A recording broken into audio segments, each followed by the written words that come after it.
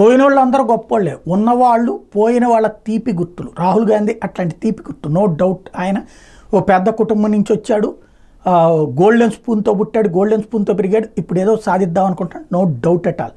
But పదే పదే రాజీవ్ గాంధీ గురించి చెప్పుకొస్తున్నారు. రాజీవ్ గాంధీ అద్భుతమైనటువంటి పరిపాలనా దక్షుడు, ఆయనకు మించిన అద్భుతమైనటువంటి వ్యక్తి లేడంటూ రేవంత్ రెడ్డి గారు, ఎందుకంటే సోనియా గాంధీని లేకపోతే రాహుల్ గాంధీని ఇద్దరిని ప్రసన్నం చేసుకోవడానికి చెప్పుకొస్తున్నారు.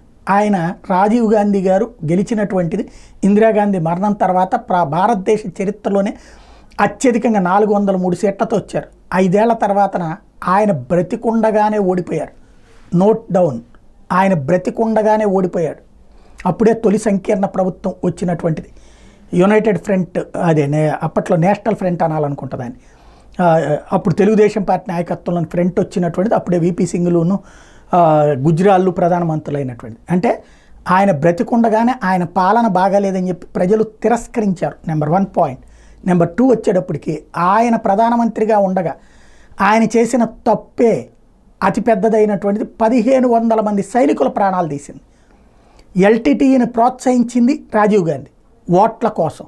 అంతకుముందు వాళ్ళమ్మ ఎట్లా అయితే ఓట్ల కోసమని పంజాబ్లో అకాలీదళని దెబ్బతీయడం కోసం ఖలిస్తానీ ఉద్యమాన్ని ప్రోత్సహించి చివరికి దాని కారణంగా తయారైనటువంటి దేశద్రోహులని కంట్రోల్ చేయడానికంటూ ఆపరేషన్ చేసి ఆ రోజున ఏదైతే స్వర్ణ దేవాలయాన్ని ధ్వంసం చేయించి ఆ పరిస్థితి కారణంగా ఆవిడ ప్రాణాలు కోల్పోయిందో, అట్లాంటిది ఇక్కడ 1500 మంది సైనికుల ప్రాణాలు కోల్పోయారు. ఆ రోజున మనవాళ్లే, మన శాంతి సైన్యం పేరుతో మనవాళ్లే వెళ్ళి మన తమిళియన్స్నే చంపినటువంటి కారణంగా తమిళియన్సే ఆయన చంపినటువంటిది.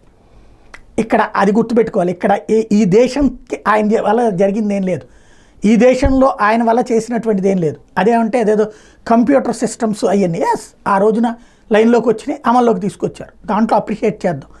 బట్ ఏదైతే 1500 మంది సైనికుల ప్రాణాలు కోల్పోవడానికి కారణమైనటువంటి నిర్ణయం కూడా ఆయన టైంలోనే జరిగింది. మనుషులు మంచోళ్ళే, ఎప్పుడైనా సరే పోయిన వాళ్ళందరూ గొప్పోళ్ళే, అభినందిద్దాం, అభిమానిద్దాం. కానీ దేశం కోసం చనిపోయాడన్నది తప్పు, తన తప్పు వల్ల చనిపోయారు.